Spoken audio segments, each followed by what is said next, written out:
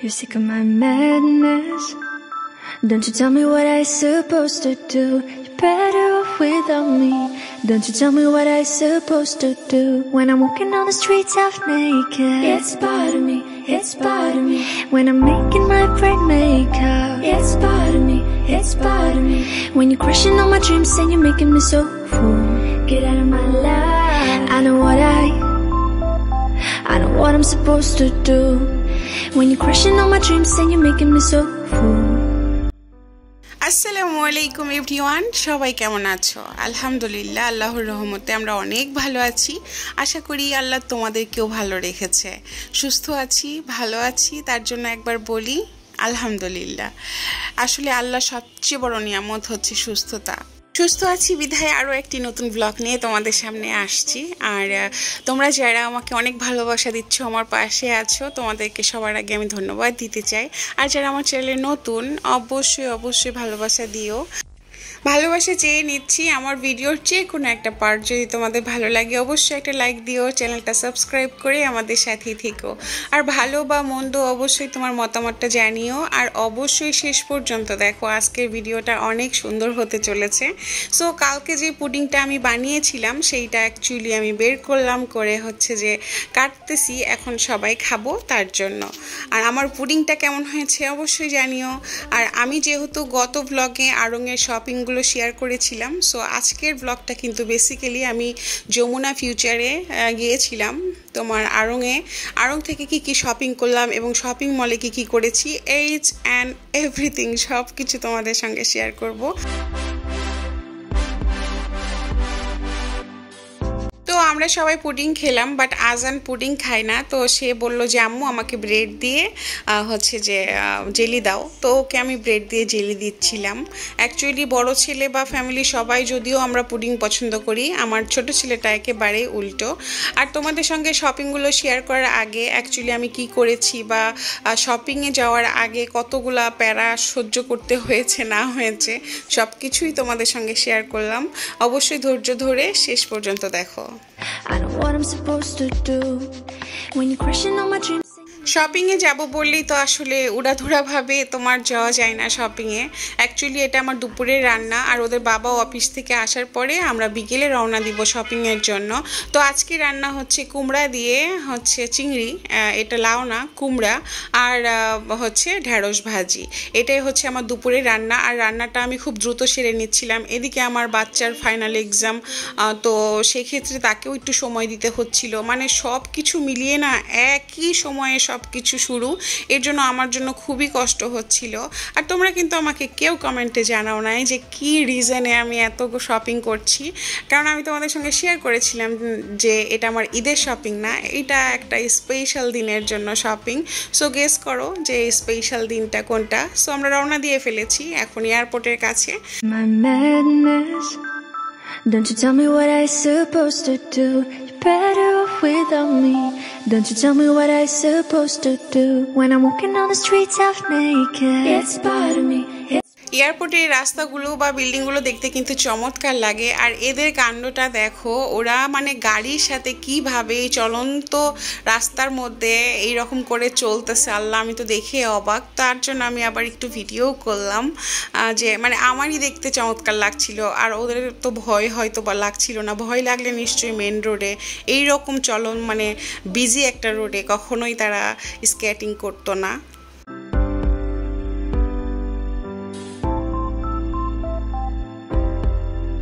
লাস্টবার যমুনা ফিউচারে আসছিলাম আইফোন কিনতে, তারপরে অনেক দিন পরে আসলাম। অ্যাকচুয়ালি যমুনা ফিউচার থেকে আমাদের শপিং কখনোই হয় না।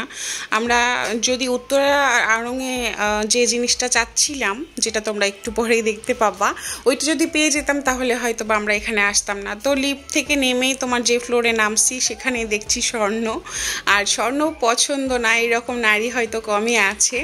তো দেখছিলাম যে ওরে বাপ রে বাপ, কি বড় বড় তোমার হচ্ছে এক একটা নেকলেস এবং অনেক সুন্দর সুন্দর ড্রেসেস। আসলে আমি তোমাদের একটু শপিং মলটা ঘুরিয়ে দেখাচ্ছিলাম কেননা এই আমি আড়ংয়ে ভিডিও করা একেবারে অ্যালাউ না এর জন্য।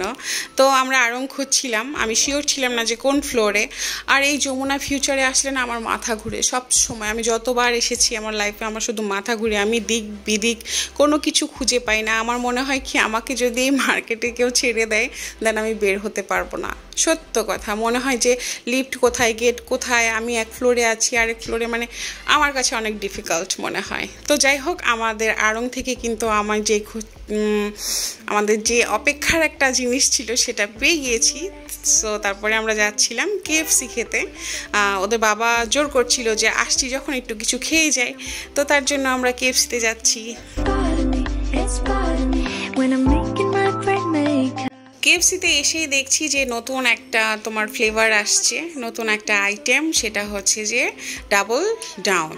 তো সেটাই আমরা অর্ডার করেছি। এর আগে যে মাঝখানে KFCতে চিৎজা ছিল, সেই চিৎজাটা কিন্তু আমার অনেক ফেভারিট। আমি অ্যাজ ইউজুয়াল KFCতে গেলে তোমার সবসময় বার্গার খাই, তোমার চিকেন ফ্রাইটা একটু কম খাই। তো আজকে ভাবলাম যে ওকে, নতুন যেহেতু বের হয়েছে এটা একটা ট্রাই করা যাক। তো আমরা অনেক উপরে গিয়েছিলাম, তো তারপরে নিচে যখন তাকাচ্ছিলাম আমার জাস্ট মাথা ঘুরছিল, মানে কেন জানি একটু ভয় অনুভব হচ্ছিল। আমি উঁচু আমার পছন্দ, উঁচু বিল্ডিংয়ে থাকবো সেই রকমটাও পছন্দ, বাট কেন জানি একটু খুব ভয় লাগছিল যে আল্লাহ কত বিশাল।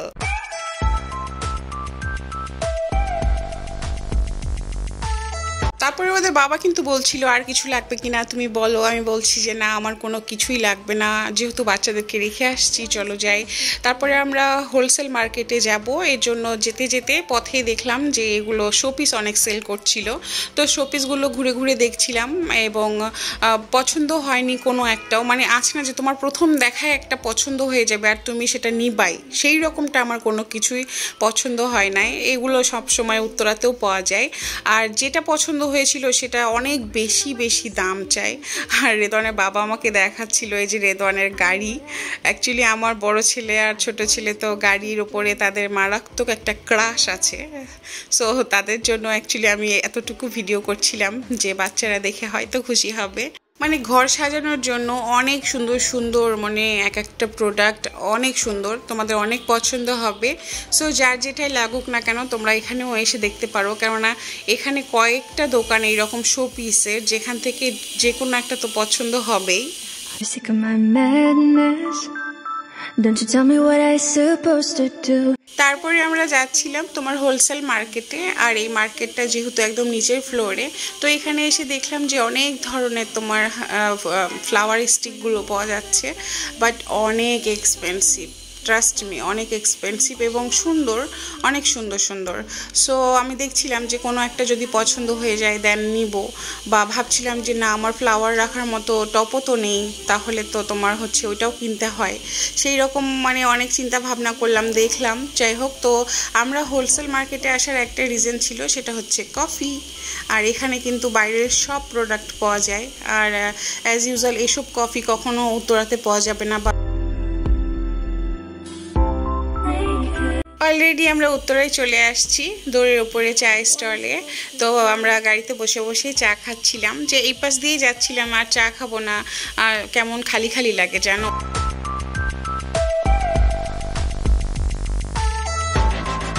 ওদের বাবা আসার সাথে সাথে বাবা কি এনেছো, বাবা তোমার হাতে কি, দুই ভাই না এরকম সবসময়ই করে। তো যাই হোক, ওদের জন্য আনা হয়েছে তোমার KFC থেকে নিউ ডাবল ডাউন। আর আমার বড় ছেলে তো খুব খুশি হয়ে গিয়েছে। শপিং থেকে আসতে আসতে প্রায় আমাদের রাত 8:30 9টা প্রায় বেজে গিয়েছিল। তো তার জন্য না আমার খুব ক্লান্ত লাগছিল। আর বাচ্চাদের এই খাবার দেওয়ার পরে তো আর রাতের ডিনারটা আসলে তারা করবে না বলছিল। আর যেহেতু তাদের জন্য কোনো ড্রিঙ্কস আনা হয় নাই, তো তারপরে আবার ওদের জন্য পেপসি আনা হলো। তো এইভাবেই কিন্তু আমার রাতটা কেটে গিয়েছে। আমি যখন ভয়েস ওভার করছি তোমার আমাদের বিল্ডিংয়ে না জেনারেটর নষ্ট হয়েছে, এর জন্য বিল্ডিংয়ে একটু কাজ চলছে, এই জন্য সাইড যে শব্দটা হচ্ছে তোমাদের কাছে ক্ষমা চেয়ে নিচ্ছি তার জন্য। তো ওই যে বললাম যে শপিংয়ে গিয়েছিলাম, এটা কিন্তু তার পরদিন সকালবেলা। আমি রাতে কিছু আর ভিডিও করতে পেরেছিলাম না, আমার বাচ্চাকে আমি সময় দিয়েছিলাম, তাকে পড়াতে হয়েছিল। আর কি শপিং করে আনলাম সেটা দেখানোর মতো আসলে আমার ধৈর্য বা ক্ষমতা কোনোটাই ছিল না। তো যাই হোক, এই যে 2 প্যাকেট তোমার নেসলে কফি আনা হয়েছে, আর একটা হচ্ছে যে এগুলো সম্পূর্ণটা বাইরের, আর এই কফিগুলাই হচ্ছে আমরা মানে খুব খেতে পছন্দ করি। আর আরেকটা এনেছি কফির কৌটা, হচ্ছে ব্রন অ্যারোমা, এটাও হচ্ছে বাইরের। আর এইগুলো কফি আসলে সচরাচর মানে বাংলাদেশের কফির সাথে স্বাদটা একেবারেই ভিন্ন। যারা একবার বাইরের কফি খাবা তাদের কাছে কখনো মানে বাংলাদেশের কফি ম্যাচ খাবে না, ইভেন স্বাদটাও সেটাও পাবা না। তো আমার ক্ষেত্রেও তাই হয়, আমি অ্যাকচুয়ালি সবসময় আগে এই কফিগুলোই খেয়েছি, তো সেক্ষেত্রে না আমার এখন কফি খেতে খুব কষ্ট হয়। সো তার জন্য ওদের বাবা বললো যে আসছি যখন তাহলে কফিগুলো নিয়ে দেই।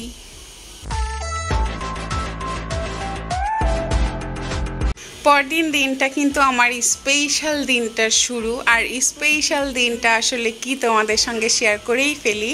অ্যাকচুয়ালি আমাদের অ্যানিভার্সারি, ম্যারেজ অ্যানিভার্সারি, আর এটা আমাদের কাছে অনেক স্পেশাল। আসলে সেইভাবে কোনো কিছুই সেলিব্রেশন করছি না, বিকজ আমার বাচ্চার ফাইনাল এক্সাম।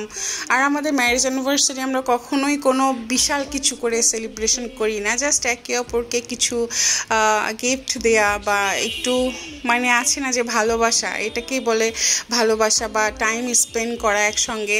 সো আমি ভাবছিলাম যে যেহেতু সকালটা যদি এরকম সুন্দর হয় তাহলে আসলে বাকি সময়টুকুও সুন্দর হবে।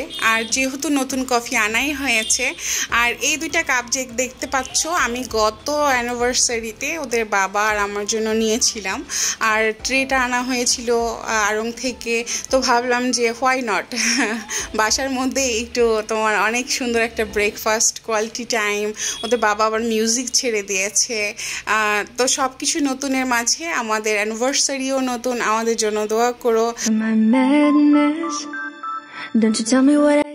আসলে আমাদের লাইফে ভালোবাসার একটা পার্ট হচ্ছে কোয়ালিটি টাইম, মানে নিজেকে একে অপরকে সময় দেওয়া। কোয়ালিটি টাইম বলতে বোঝাতে চেয়েছি যে হ্যাঁ ও আছে বা আমি ওর পাশে আছি বা একসঙ্গে সময় কাটাচ্ছি, এটাই জাস্ট। আর ওই সময়টুকুকে একটু স্পেশালভাবে প্রেজেন্ট করা, এতটুকুই। আর এগুলো জাস্ট মানে আমাদের সব সময়ই আমরা করি, অ্যাকচুয়ালি ভ্লগের জন্য না। কখনো বৃষ্টি হলে বারান্দায় বসে কফি খাওয়া বা মানে আমরা একটু এইরকম একটু সেলিব্রেট করতে পছন্দ করি। জীবন তো একটাই, তাই না? এই জীবনটাকে না সম্পূর্ণভাবে এনজয় করা উচিত। তো আমি জানি না আমার সঙ্গে তোমরা একমত কি না। তো তারপরে হচ্ছে আমাদের কফি খাওয়া শেষ।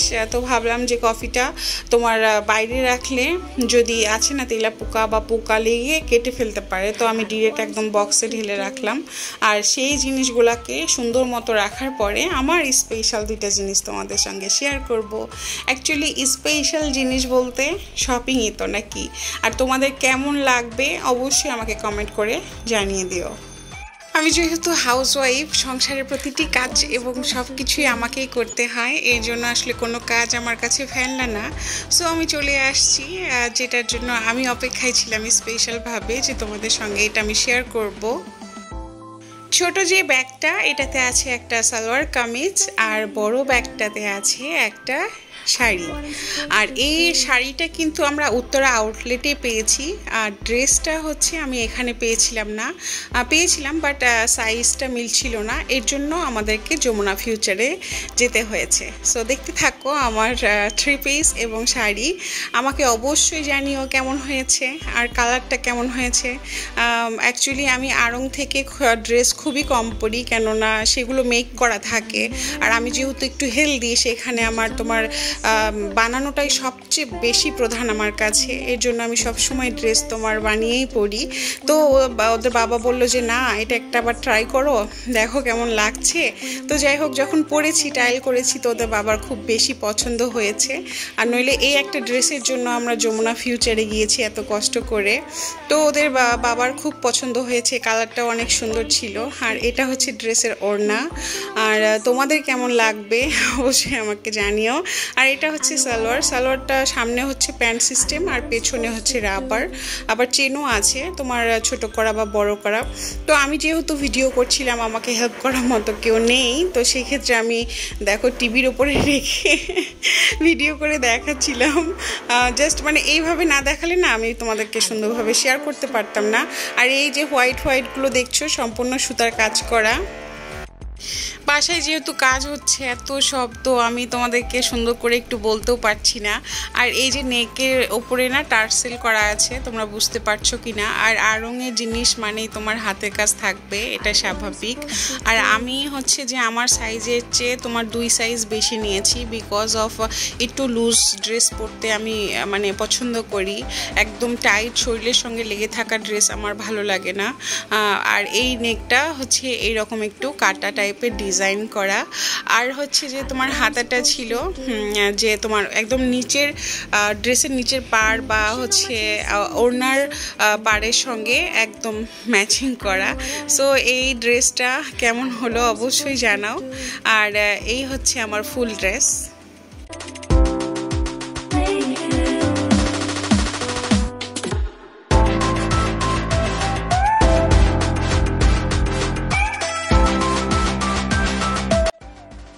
আমার ড্রেসটা দেখানো কমপ্লিট, এখন হচ্ছে শাড়ির পার্ট। আর শাড়ির আগে আরও একটা কিউট একটা জিনিস দেখাই, সেটা হচ্ছে ছোট্ট একটা প্যাড। তোমার আমি ওখান থেকে আড়ং থেকে এনেছি।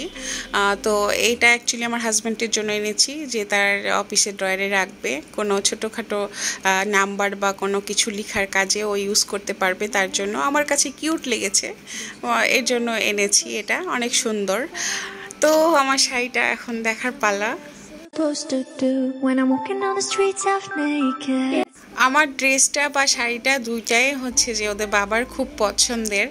আর আমরা যারা ঢাকা শহরে থাকি তারা জানি যে আড়ংয়ের প্রত্যেকটা প্রোডাক্ট অ্যাকচুয়ালি হাতে কাজ করা থাকে, বা সবার কাজের তুলনায় তাদের কাজটা একেবারেই ভিন্ন। আমরা নারীরা চাই যে আমাদের আলমিরাতে একটা অবশ্যই তোমার আড়ংয়ের শাড়ি থাকলে খুব ভালো হতো। তাও আবার এইরকম এত সুন্দর শাড়ি পেয়ে আমি তো সত্যি ভাষাহারা।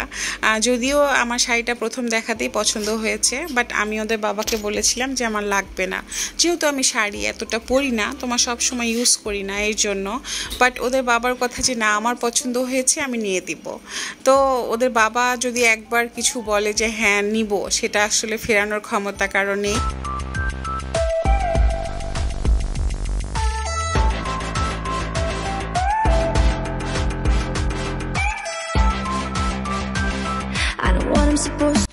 শাড়িটা হচ্ছে দুই পারে এইরকম পাড় আছে, আর হচ্ছে যে মাঝখানে ছোট ছোট এই ফ্লাওয়ারগুলো আছে। আর আঁচলটা তো তোমাদের সঙ্গে শেয়ার করলামই।